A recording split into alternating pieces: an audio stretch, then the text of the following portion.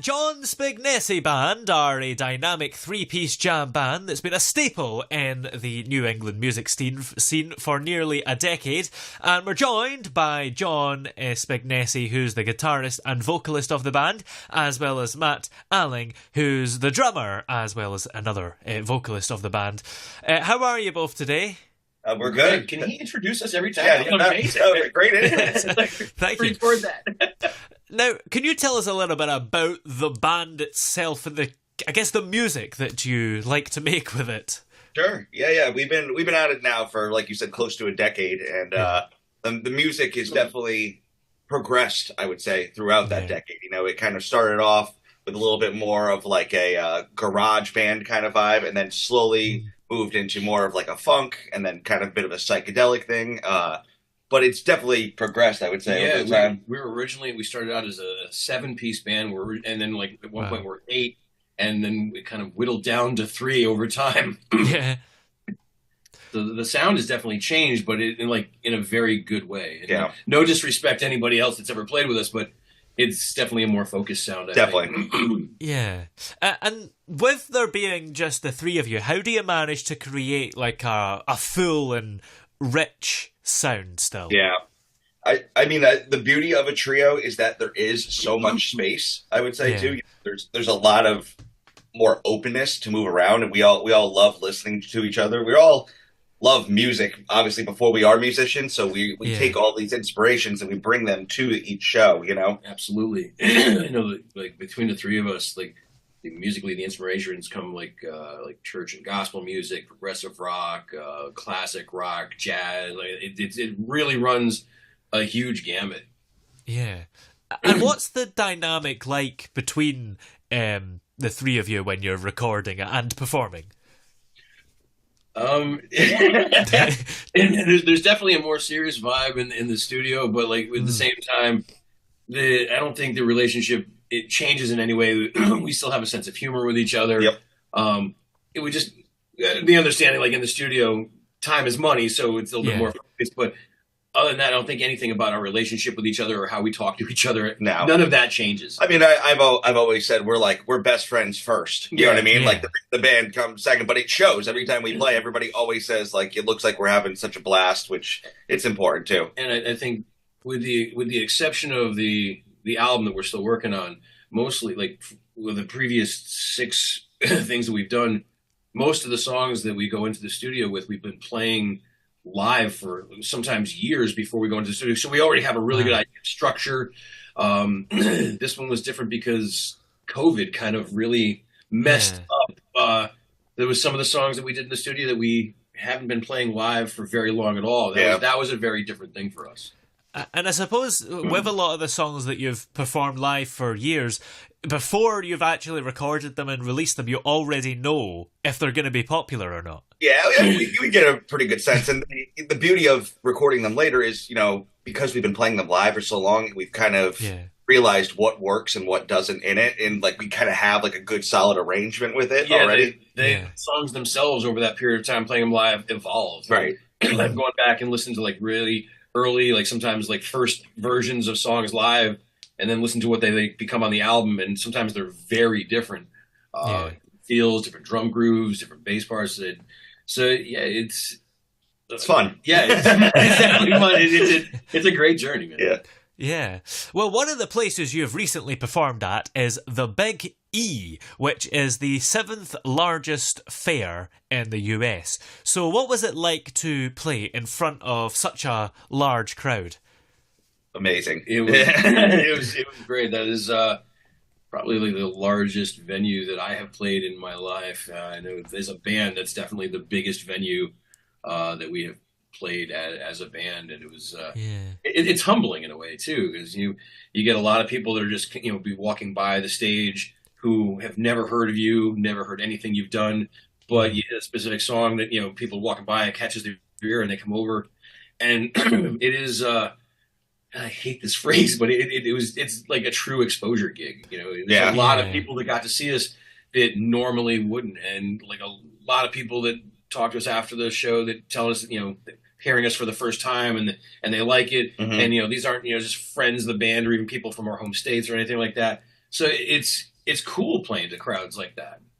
I mean, I grew up going to it Yeah. literally my entire life. You know what I mean? Of eating like overpriced fair food and like Yeah. walking around with my family. And like I've seen so many artists play, you know, throughout the years. And now to be able to do it, you know, myself 20 something years later, like it was totally a full circle kind of thing. You're so young. Yeah.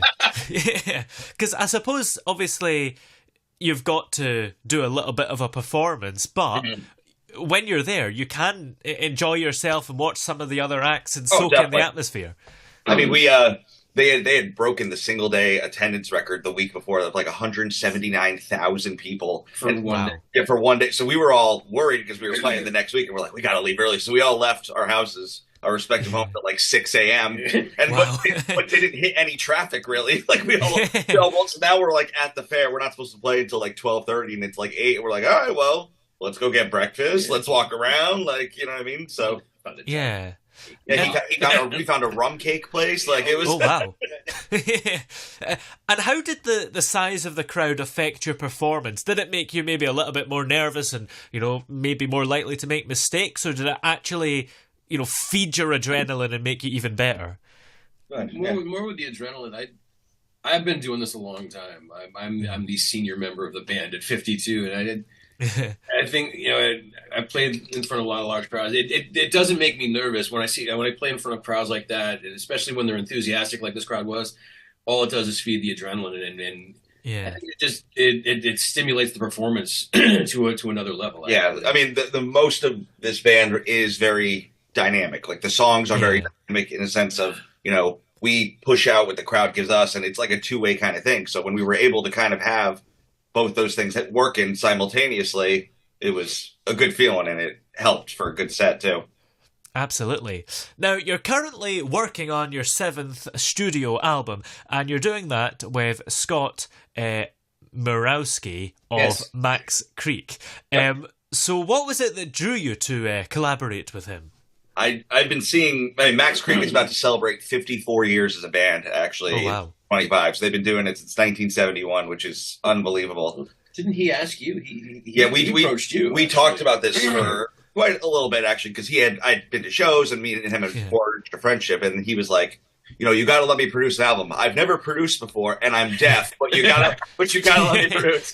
And I was like, sure, why not? So then COVID hit, and so then I was like, all right, like this is gonna happen. But he kept on it. I would say, you know, he kept saying like, I don't want to just say it and not do it. I really want to do it. And so, you know, as the years went on, I went over to his house. We had like some pre-production stuff, and then he came in the studio. And I'm sure Matt could speak to this too. But the suggestions that he offered were nothing of like out of our reach. It was all things that just wanted to serve the song and make us sound better. He knew exactly what he was getting into. He knew what we sounded like, and he knew how to get the best sound out of us. It was a learning experience.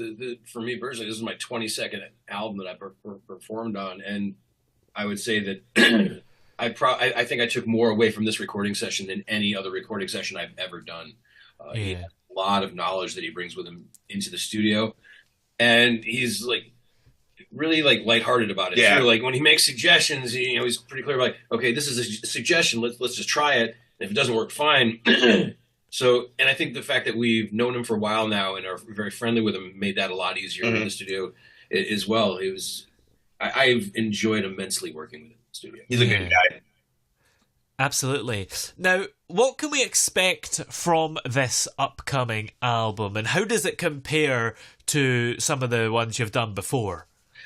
Yeah, I mean, this is our 7th album. It's a lot different, I would say. I think everything is a lot more like focused. It's actually a lot, I would say, maybe a little bit more heavier. We were talking about this last night compared to some of the other stuff too. But I really do like, you know, for the longest time, I wanted albums to be like you walked in a room and it was like we were playing for you. But it's like you can separate those things where it's like, you know, you have your studio version of yourself and your live version of yourself. And I think we're kind of realizing both those lanes now, you know? Yeah. It was definitely a slightly heavier feel.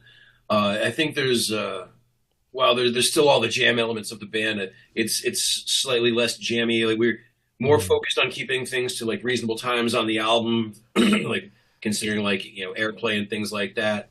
And personally, I think the for me, like one of the best parts was we recorded the song "Mystery Man," which we've actually been playing that song live for about 7 years now, and it's been waiting forever to get this on an album. That's it was probably like one of my personal high points, and definitely has a lot more meaning given like things that have happened the past couple of years with the band.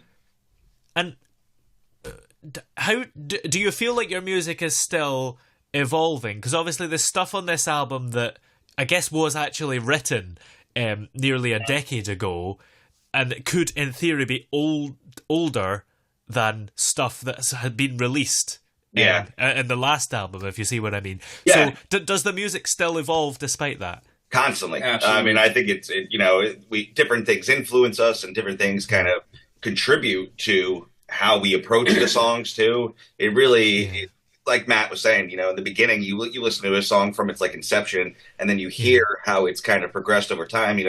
I mean, I'm writing constantly and throwing new tunes at him and our bass player Joe constantly. They take it with such grace. So I mean, I have to give you both a shout out for that first. Yeah, I think one of the wonderful things about working with this band is that everybody is very open to trying new things. So yeah, there's a constant evolution in the music that's just kind of a given. I think it's just understood by everybody at this point that what we start out with is not going to be the finished product. And John sends the idea, and like I said earlier, like the drum groove that I start with might be completely different by the time we get it into the studio, or even like a couple of months later, just to try and find that thing that works. Right.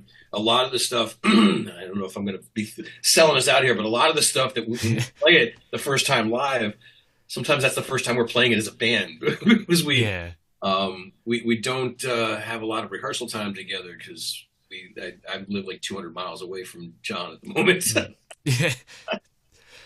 Well, after this album, are there any other upcoming shows or festivals or new albums or projects, anything really, that you're going to be working on? Yeah, we do. Around Thanksgiving every year, we do a bit of a like it's a tradition. We call it cans and jams, and it's in lieu of paying, for a ticket or for a cover, you bring in a can or a non-perishable, and that's kind of like your entrance. And so it's grown so much throughout the years, and we've had like special guests and other bands come and join us too, and it feels good to like have people donate to that kind of cause, and we play a nice little kind of longer show too for people too. So that's something we look forward to. In terms of the album too, we're gonna like work on a lot of like content creation, I would say, around it, like music videos and that kind of stuff too. So, I mean, there's definitely a lot to do. I think I would say post album, what I mean? Just to kind of get everything out to the masses, given that it's, going to be 2025 and that social media is key in getting everything out. So we have a lot of work to do. Absolutely. Absolutely indeed. Well, in the meantime, where are we able to find all the music you've came out with, and of course this new album? Yep, if jsbmusic.net, that's our website, and it links to everything that you can find. We're also on Spotify, Bandcamp, and all that stuff as well. Brilliant. Well, many thanks for coming on the show today. It's been great to have you both here. Thanks, Toby. Thank you, Toby.